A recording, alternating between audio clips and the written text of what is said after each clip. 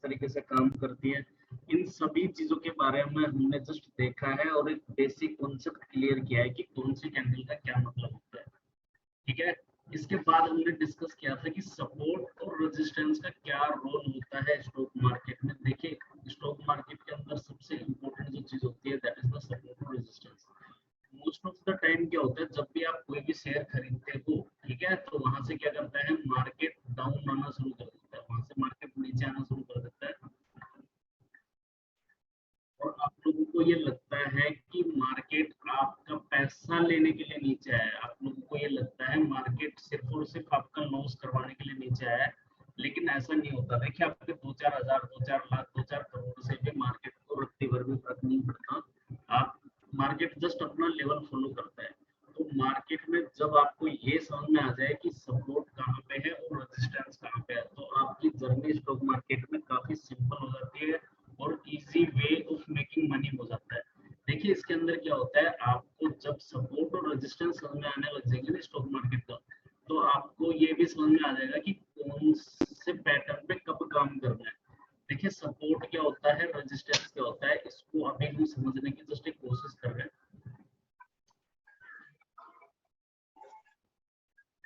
देखो, मार्केट एक ही जगह से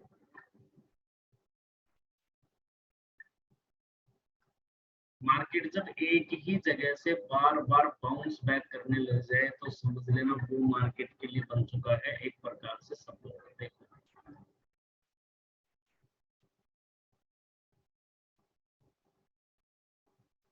आपको मार्केट में हमेशा ऐसे 3 टप्पे ढूंढने हैं जहां से मार्केट ने उछाल मारा है। ठीक है, जैसे मैं आपको दिखाता हूँ अभी जस्ट यहाँ पे।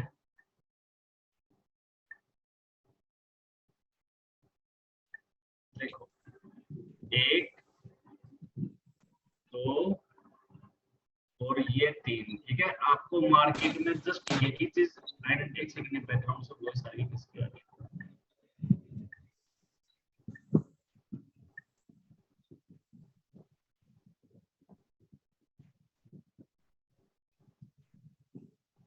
तो नावी के नाम से कौन है, NAVI। जब एक जगह से आपको जस्ट ये आइडेंटिफाई करना है, जस्ट चार्ट देखना है, चार्ट में सबसे पहले आपको डे टाइम फ्रेम सिलेक्ट करना है। कौन सा डे टाइम फ्रेम आपको सबसे पहले सिलेक्ट करना है। इसके बाद आपको क्या करना है, मार्केट में 3 टप्पे ढूंढने हैं जहां से मार्केट ने बाउंस बैक किया है। जैसे कि यहाँ से 1, 2 और ये 3। जहां से भी 3 बार मार्केट बाउंस बैक कर जाए, वो मार्केट के लिए एक अच्छा सपोर्ट माना जाता है। देखिए, अब इसको मार्क करना है आपको जस्ट लाइक दिस। ये हॉरिजॉन्टल लाइन आप यहाँ से लोगे, ये जो 3 टप्पे हैं जस्ट यहाँ पे आपको लगा देना है। अब देखो, 1, 2, 3, मैंने जस्ट ये 3 देखे हैं, इससे पहले का मेरे को नहीं पता मार्केट ने कैसे एक्ट किया है। तो देखिए, इससे पहले भी मार्केट ने इसी लाइन के ऊपर रिएक्ट किया है, किस तरीके से किया है देखिए, 1, 2 और इसके बाद मार्केट सीधा ऊपर और उसके बाद मार्केट ऊपर ही जा रही है। तो ये इस तरीके से काम करता है। आपको मार्केट में हमेशा ऐसी लोकेशन का आइडेंटिफिकेशन करना पड़ेगा जहां से मार्केट बाउंस बैक करता है। ठीक है, जहां से मार्केट उछलता है, और इसी के साथ ऐसी लोकेशन को भी आइडेंटिफाई करना पड़ेगा जहां से मार्केट गिरता है। ठीक है, तो अभी हमने जस्ट उछलता जहां से है उसी को आइडेंटिफाई किया है। Okay, let us see that.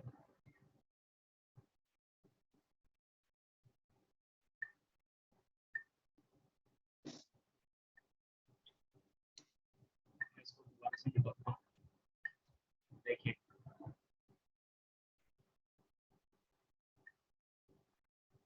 1, 2 और ये 3, जस्ट 3 टप्पे ढूंढने हैं आपको जहां से भी मार्केट ने बाउंस बैक किया है।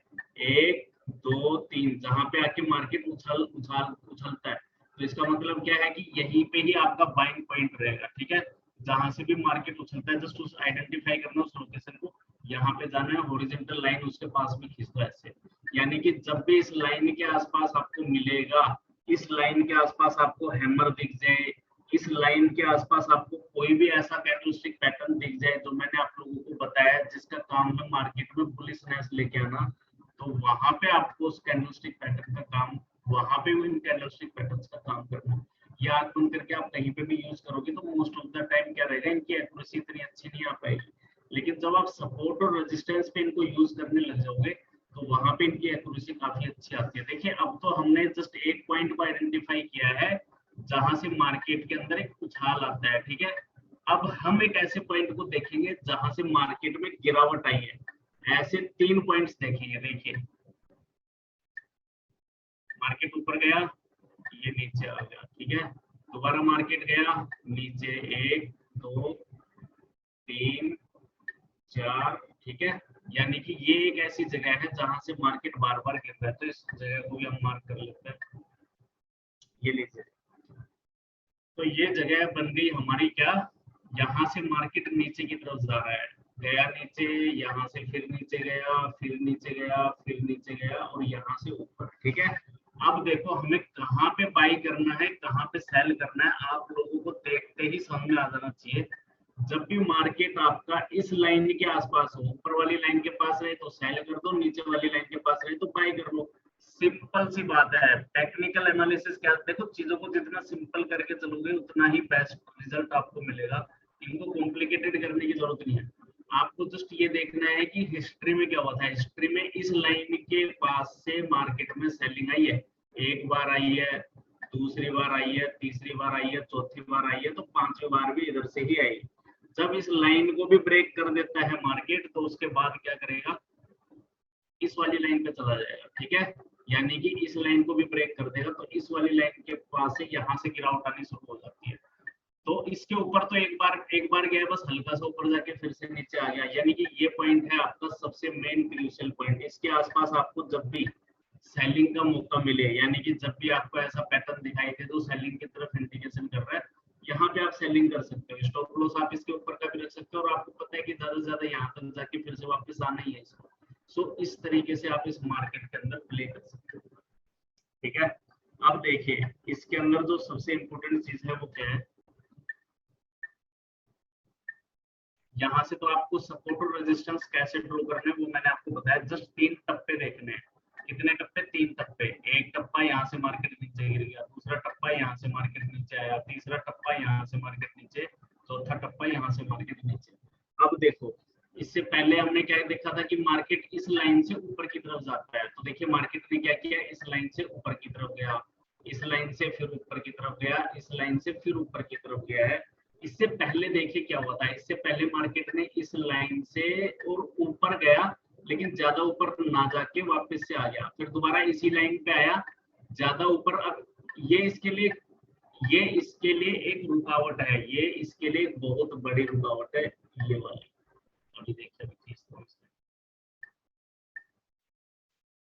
यस, अभी ये जो लाइन मैंने खींची है ये भी इसके लिए एक रुकावट है। क्यों रुकावट है, देखिए मार्केट इस लाइन से पहले वापस आ चुका है, तो यानी कि मार्केट को अगर ऊपर बढ़ना है तो पहले इस लाइन को ब्रेक करना पड़ेगा। अगर इस लाइन को ब्रेक कर देता है मार्केट तो फिर मार्केट इस वाली लाइन पे जाके रुकेगा, यहाँ से मार्केट नीचे आना शुरू करेगा। तो मार्केट के लिए सबसे पहली रुकावट है ये वाली 36,170, ये मार्केट के लिए रुकावट है। मार्केट अगर ऊपर बढ़ा भी तो यहाँ से टकरा के मार्केट के चांसेस है नीचे आने के, ठीक है। क्योंकि इससे पहले ऐसा हो चुका है, इससे पहले मार्केट 36,276 से वापस आ चुका है, तो इस बार भी ऐसा हो सकता है, चांसेस हैं। तो यहाँ से मार्केट के वापस आने के चांसेस रहेंगे, यहाँ से मार्केट आपका वापस आ सकता है। अगर इस लेवल को तोड़ देता है तो फिर मार्केट ऊपर जाएगा और इस वाली लाइन को टच कर देगा, ठीक है। और यहाँ से फिर इस लाइन से भी वापस आने के पूरे चांसेस रहेंगे कि यस। अब मार्केट एक पूरा रेंज के अंदर घूम रहा है, रेंज पूरी आपके आगे है, आपके आगे पूरी पिक्चर क्लियर है कि मार्केट कहाँ से जाके वापस आ सकता है, मार्केट कहाँ से बढ़ सकता है। जब भी आपको इस प्राइस के आसपास मिले आपको बाइंग करनी है, इस प्राइस के आसपास मिले आपको सेलिंग करनी है। और वहां पे आपको जस्ट अपने कैंडलस्टिक पैटर्न्स जो कि मैंने आप लोगों को बताए हैं, बियरिश इनगल्फिंग हो गया, ठीक है, बियरिश हरामी पैटर्न हो गया आपका, और आप यहाँ पे डार्क क्लाउड कवर यूज कर सकते हो, यहाँ पे आप शूटिंग स्टार यूज कर सकते हो। तो उन सभी पैटर्न्स का यूज आपको ऐसी लोकेशंस पे करना होता है जहाँ पे जब आप यूज करने लग जाओगे तो आपकी एक्यूरेसी बढ़ जाएगी, आपके अंदर कॉन्फिडेंस लेवल भी बिल्डअप होगा और मार्केट इन्हीं चीजों को रिस्पेक्ट करता है। बाकी बीच में आप कहीं पे भी किसी भी चीज का यूज करोगे तो वो इतनी ज्यादा आपको प्रॉफिटेबल नहीं करके देगी। सो सबसे पहले आपको अपने चार्ट के अंदर प्रिपेयर होना है। प्रिपेयर किस चीज को लेके होना है, सबसे पहले तो आपको चार्ट के लेवल्स पता होने चाहिए कि मार्केट में सेलिंग कहाँ से आ सकती है, मार्केट में बाइंग कहाँ से आ सकती है। आपको चार्ट को देखते ही समझ में आ जाना चाहिए, आपको न्यूज वगैरह तो देखनी नहीं है, आपको तो जस्ट इतनी चीजें देखनी है, मार्केट के लेवल्स कौन कौन से निकल के आ रहे हैं। तो मार्केट के इंपॉर्टेंट लेवल्स को सबसे पहले आप लोगों को मार्कअप करना है, जैसे मैंने यहाँ पे मार्क कर रखा है, ठीक है। तो सबसे पहले यहाँ से बाइंग आई थी तो मार्केट ऊपर चला गया, फिर यहाँ से बाइंग आई दोबारा ऊपर गया, यहाँ से बाइंग आई दोबारा से ऊपर, अब यहाँ से सेलिंग आई थी तो मार्केट नीचे आ गया था, दोबारा से इसी पॉइंट के आसपास जा रहा है तो सेलिंग हो सकती है कि मार्केट दोबारा से नीचे आ जाए, और इस लेवल को ब्रेक करेगा तो मार्केट के लिए अगला फिर यहाँ तक जाने के चांसेस है, मार्केट इस लाइन को टच करेगा, सिंपल सी बात है। इससे पहले इस लेवल को ब्रेक किया, इस लेवल को टच किया, इसको ब्रेक किया, इसको टच किया। सो इस तरीके से मार्केट अपने लेवल्स को फॉलो करता है। आई होप सभी को समझ में आ गया होगा। किसी का कोई क्वेश्चन है तो वो पूछे मेरे से।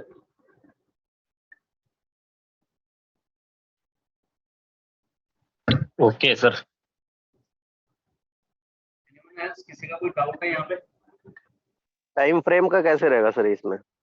सबसे पहले आपको डे टाइम फ्रेम ही सिलेक्ट करनी है। डे टाइम फ्रेम पे आपको विजुअली पता चल जाएगा कि कहां से मार्केट ने क्या एक्शन लिया। और उसके बाद मतलब डे में ही चलना है या उसके बाद कुछ और भी चेंज कर सकते हैं? सबसे पहले आपको डे टाइम फ्रेम पे जाके अपने लेवल्स मार्क करने। अब देखिए मैंने डे टाइम फ्रेम पे लेवल मार्क किया है, ठीक है। अब मैं चलता हूँ 15 मिनट 5 मिनट जिस भी टाइम फ्रेम पे आप लोग ट्रेड करते हो। ओके, अब मैं आ गया 5 मिनट पे, ठीक है। अब जो मेरे लेवल्स हैं देखिए, मेरे को मेरे लेवल्स इस तरीके से दिखाई देंगे।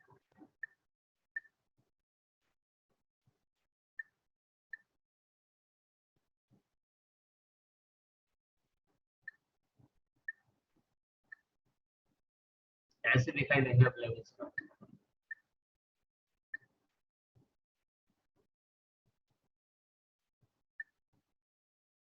ये देखिए 3 जून को मार्केट ने इसी लेवल को टच किया, पूरा मार्केट नीचे, ठीक है। सर कौन सा टाइम फ्रेम ट्रेड करने के लिए सबसे बेस्ट है? आपको अगर इंट्राडे करनी है तो 5 मिनट सबसे बेस्ट है आपके लिए। 5 मिनट टाइम फ्रेम आपको यूज करनी है अगर आप इंट्राडे कर रहे हो, ठीक है जी। अगर आप पोजिशनल ट्रेड ले रहे हो तो फिर आपको डे टाइम फ्रेम या फिर 15 मिनट 30 मिनट वो पोजिशनल ट्रेड के लिए होता है। ठीक है सर। ओके, अब ये देखिए यहाँ के आसपास जैसे ही मार्केट आता है एकदम से गिरावट आई यहाँ तक। अब मार्केट क्या कर रहा है, इस लेवल को दोबारा से इस लेवल तक जा रहा है। अब ये देखिए यहाँ पे क्या किया है मार्केट को, अगर आज मैं सुबह सुबह को वॉच करके देखता हूँ तो मार्केट ने एक बड़ी रेड कलर की कैंडल बनाई है, ये देखिए,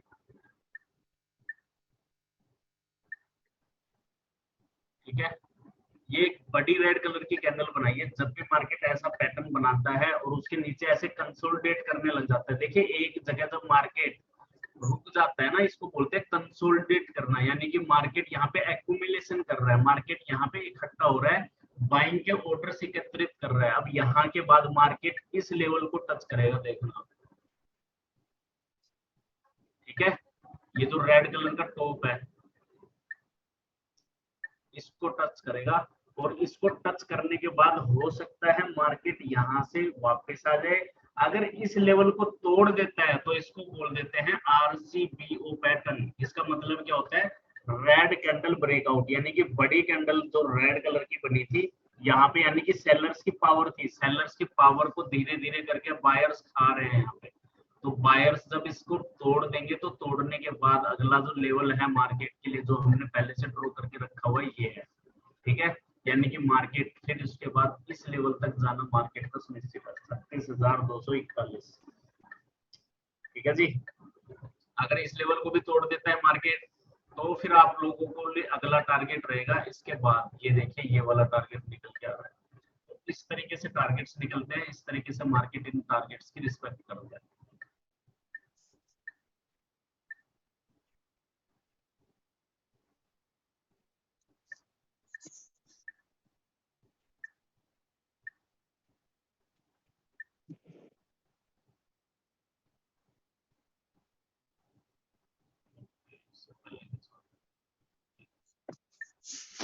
सर जी, अगर मार्केट गैप अप या गैप डाउन खुलता है तो सुबह ट्रेड लेने के लिए क्या स्ट्रेटेजी बनानी चाहिए? देखिए गैप अप और गैप डाउन पे भी मैं आऊंगा उस पे।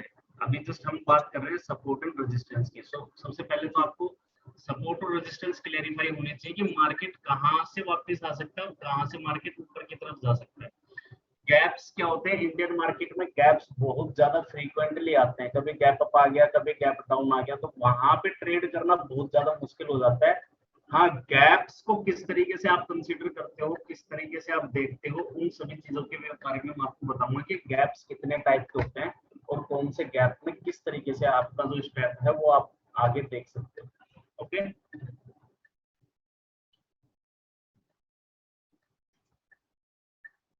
अब देखो यहाँ से तो आप लोगों को इतना क्लियर हो गया, ठीक है। अब देखो यहाँ पे आप लोग अगर इंट्राडे ट्रेड कर रहे हो तो आप लोगों को एक इंडिकेटर भी यूज करना पड़ेगा यहाँ पे, दैट इज लाइक दिस। देखिए यहाँ पे आप जाओगे,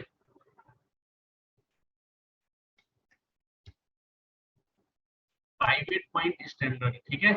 यहाँ पे आपको लिखना है पाइवेट पॉइंट स्टैंडर्ड। जैसे आप पाइवेट पॉइंट स्टैंडर्ड लिखोगे, यहाँ पे आपको ये ऑटोमेटिक सपोर्ट और रेजिस्टेंस लगे हुए मिल जाएंगे। देखिए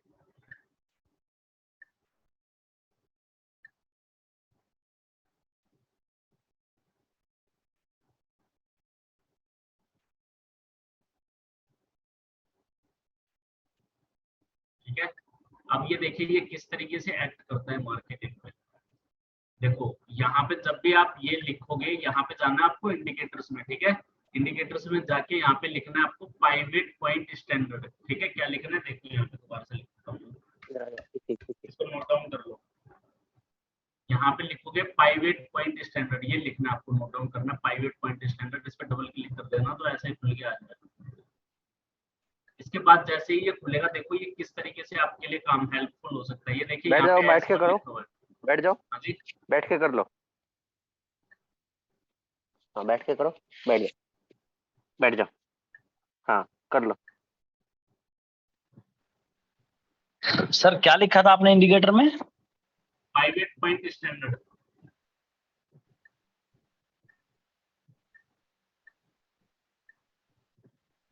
नोट डाउन करो इसको, पाइवेट पॉइंट स्टैंडर्ड को।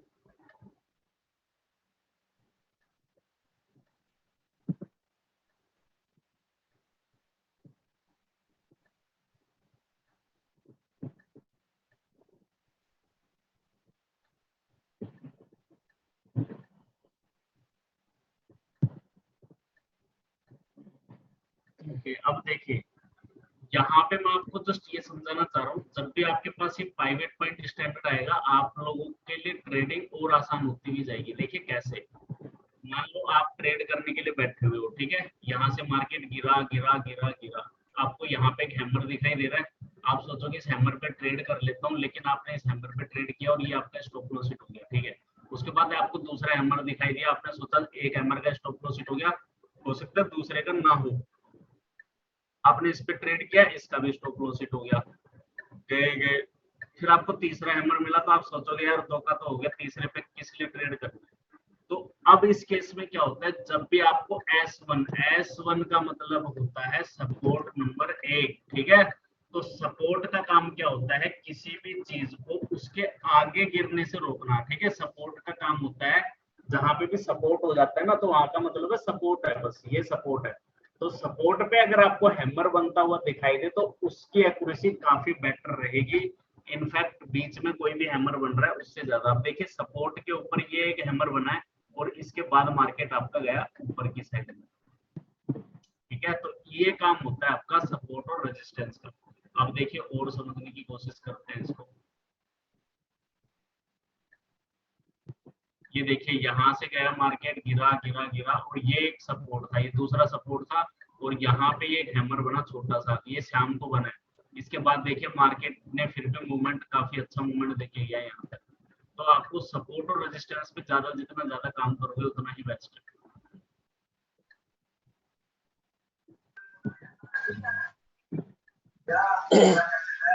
सर ये प्राइवेट पॉइंट स्टैंडर्ड जो बोले, कहाँ लिखना पड़ेगा?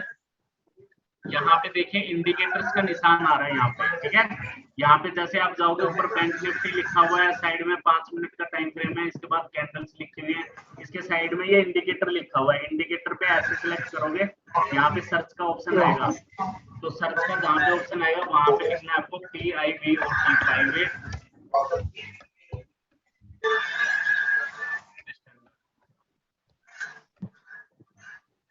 ठीक है, इस तरीके से लिखना है। इससे हेल्थ काफी हुई है।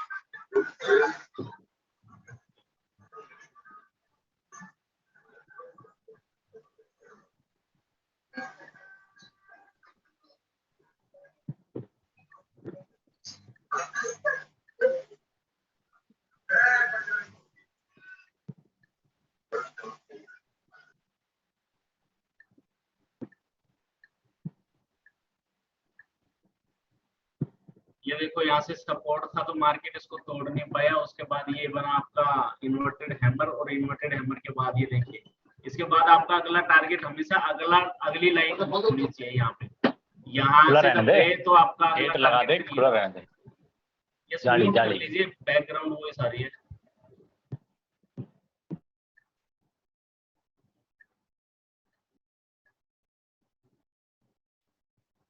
आई होप सभी को समझ में आ गया होगा ये किस तरीके से इंडिकेटर को यूज करना है। फिर भी नहीं आया वो किसी को सर सर आपकी आवाज बंद हो गई थी, एक बार फिर से रिपीट कर दो। क्या इंडिकेटर कैसे लगाना है? हाँ जी, वो जो डिस्टरबेंस आ रहा था ना पीछे से, उसके बाद से आपकी आवाज नहीं आई। ओके ओके, कोई बात नहीं। देखिए इंडिकेटर लगाना है आपको पाइवेट पॉइंट स्टैंडर्ड, ठीक है। यहाँ पे जाना है इंडिकेटर्स पे, यहाँ पे आपको मिलेंगे इंडिकेटर्स, ठीक है। यहाँ पे मैं आपको और भी डिफरेंट टाइप ऑफ इंडिकेटर्स सिखाऊंगा आने वाले सेशंस में। अभी जस्ट बिल्कुल सिंपल इंडिकेटर है जो आपको सपोर्ट और रेजिस्टेंस ऑटोमेटिक निकाल के दे देता है। देखिए यहाँ पे जाना है इंडिकेटर, ये आपका इंट्राडे के लिए यूजफुल है, आप इसको यूज करके देख सकते हो। यहाँ पे आपको जाना है, ठीक है। यहाँ पे लिखना है PIVOT, ठीक है।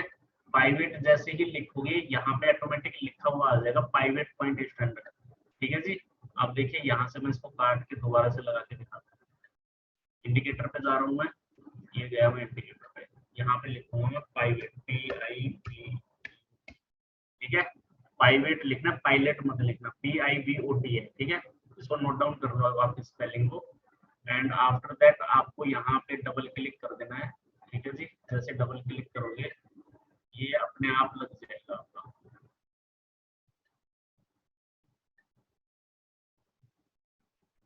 ये अपने आप लग के आ जाएगा। ये चार्ट में इंटरडे का चार्ट में ऑटोमेटिक लग जाएगा।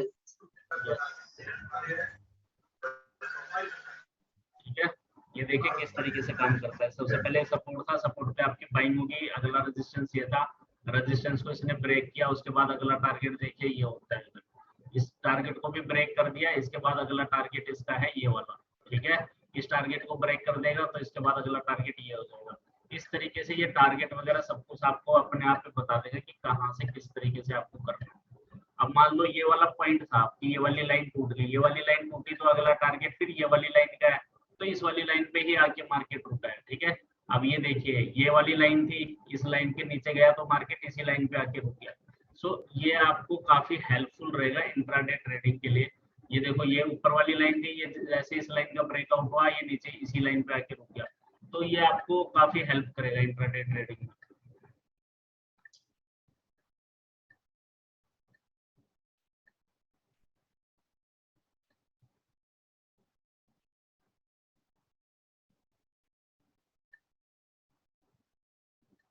सो इसको बोलते हैं पाइवेट पॉइंट स्टैंडर्ड। सभी इसको लगा के देखो, जिसको ना समझ में आए वो मेरे से फिर से पूछना दोबारा से, ठीक है।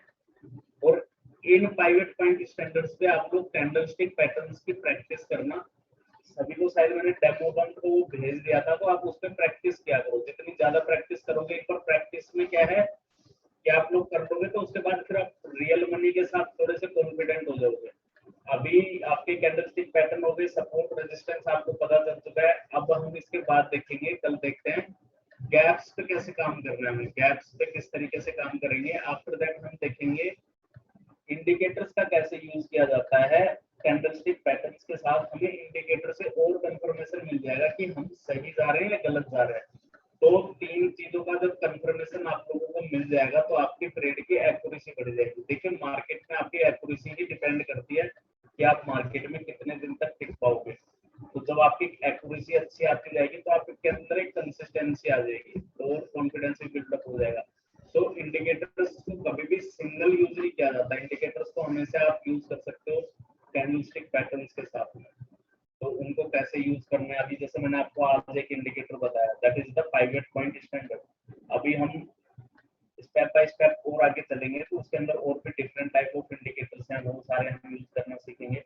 एंड आफ्टर दैट हम देखेंगे कि गैप्स वगैरह पे किस तरीके से काम करना है और बहुत सारे डिफरेंट टाइप ऑफ इंडिकेटर्स है। उसके बाद सबसे इंपॉर्टेंट चीज है आपके ऑप्शंस। जब आप ऑप्शंस में काम करने लग जाओगे तो फिर एक अलग ही आपका सारा सिस्टम है वो अलग ही तरीके से हो जाएगा। मार्केट देखिए इसको क्रॉस करने की कोशिश कर रहा है तो इसने पूरे मार्केट की दिशा ही बदल दी। ये देखिए मार्केट यहाँ से इसको तोड़ नहीं पाया और ये मार्केट नीचे, तो एक रेजिस्टेंस की तरह काम करता है। ये देखो यहाँ से जब पी पॉइंट टूटा तो मार्केट नीचे है, तो इस तरीके से एक रेजिस्टेंस की तरह काम करता है। इसको आप एक रेजिस्टेंस पॉइंट मान सकते हो।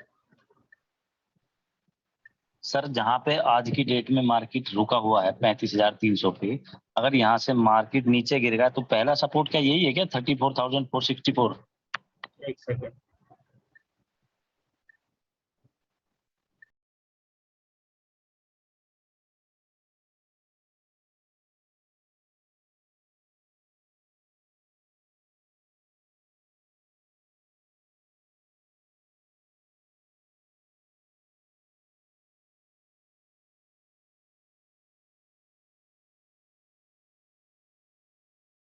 ये हमारी मैनुअल लाइनें हैं, ये ज्यादा स्ट्रॉन्ग रहती हैं, इनसे ज्यादा स्ट्रॉन्ग अपनी मैनुअल लाइंस रहेंगी, ध्यान रखना। ये तो जस्ट आपको एक आइडिया देने के लिए है कि यहाँ से आप लोग अपना प्रॉफिट बुक कर सकते हो इंट्राडे पर्पस के लिए ओनली, ठीक है। तो ये इंट्राडे में कहाँ आपको लाइन, लेकिन जो आप मैनुअली लाइन ड्रॉ करोगे वो आपको अपना स्ट्रॉन्ग तरीके से लेके ही चलना है। अब मार्केट क्या करता है, रेड कलर की जो कैंडल होती है ना, उसको मार्केट वहां से टच करने की कोशिश करता है टॉप को, most of the time, not always, most of the time, ठीक है। मोस्ट ऑफ द टाइम क्या करता है, मार्केट इसको टच करने की कोशिश करता है और अगर इसका ब्रेकआउट कर दिया तो श्योरिटी ये रहती है कि मार्केट ऊपर जाने के चांसेस बढ़ जाते हैं। और उसके बाद जैसे ये ऊपर जाएगा तो आपको पता है कि अगला टारगेट आपका ये लाइन है जो हमने ड्रॉ की थी मैनुअली।